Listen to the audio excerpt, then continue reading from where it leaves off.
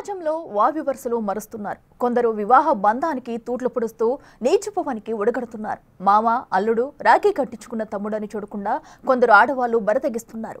పెళ్లికి ముందే ఇలా ఉంటున్నారో లేక పెళ్లి అయిన తర్వాత ఇలా మారుతున్నారో తెలియదు కానీ కట్టుకున్న భర్తలకు చుక్కలు చూపిస్తున్నారు కొత్త పెళ్లి కూతుళ్ళు. పెళ్లి ఏడాది కాకముందే నరికేస్తున్నారు, లేకపోతే నరకం స్పెల్లింగ్ రాయిస్తున్నారు. యూపీ ప్రయాగ్రాజ్కు చెందిన మరో యువకుడికి కూడా అదే పరిస్థితి ఎదురైంది. ఎంతో ఆనందంగా పెళ్లి చేసుకుని భార్యతో వివాహ బంధంలోకి అడుగుపెట్టిన అతనికి ఊహించని అనుభవం ఎదురైంది. ఫస్ట్ నైట్ రోజు చంద్రముఖిలా ప్రవర్తించింది భార్య. తాను అమన్ సొంతమని, ముట్టుకుంటే 35 ముక్కలుగా నరుకుతానని భర్తకు వార్నింగ్ ఇచ్చింది.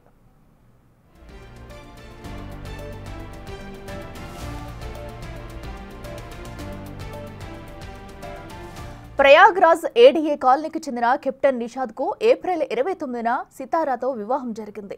మే 2వ తేదీన రిసెప్షన్ నిర్వహించారు. ఆ తర్వాత మంచి ముహూర్తం చూసి ఫస్ట్ నైట్ ఏర్పాటు చేశారు. అప్పటి వరకు బాగానే ఉన్న సితారా గదిలోకి రాగానే తన అసలు రంగు బయటపెట్టింది. పాల గ్లాస్ తో పాటు కత్తితో వెళ్లి తనను ముట్టుకుంటే ముక్కలు ముక్కలుగా నరుగుతానని వార్నింగ్ ఇచ్చింది. తాను అమన్ ప్రేమించుకున్నామని, అమన్కే సొంతమని చెప్పింది. ఈ విషయం బయటపెడితే తప్పుడు కేసులు పెడతానని నిషాద్ను, అతని కుటుంబాన్ని బెదిరించింది. ఇక రాత్రంతా భయంతో నిద్రపోలేదని, సోఫాలో కూర్చుని ఉండిపోయానని చెప్పాడు నిషాద్.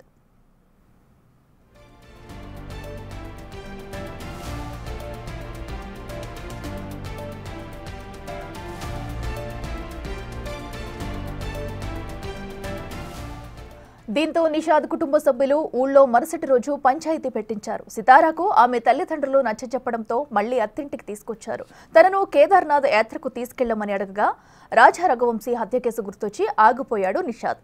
3 రోజులు అదే ఇంట్లో ఉన్న సితారా ఒకరోజు అర్ధరాత్రి గోడ దూకి తన ప్రేమికుడు అమన్తో పారిపోయింది. ప్రస్తుతం పోలీసులు ఆమె కోసం గాలిస్తున్నారు. అమన్ నిషాద్కు వరుసకు అల్లుడవుతాడని తెలుస్తుంది.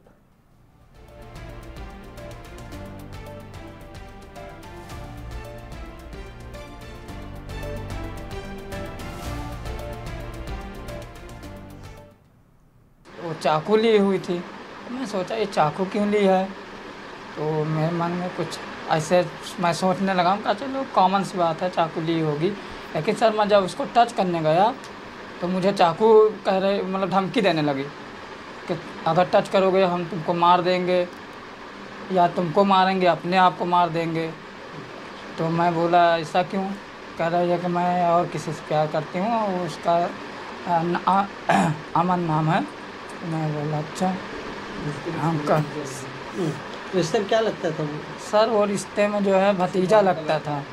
हाँ, लड़की के वो भतीजा लगता था, वो मौसी लगती थी। वो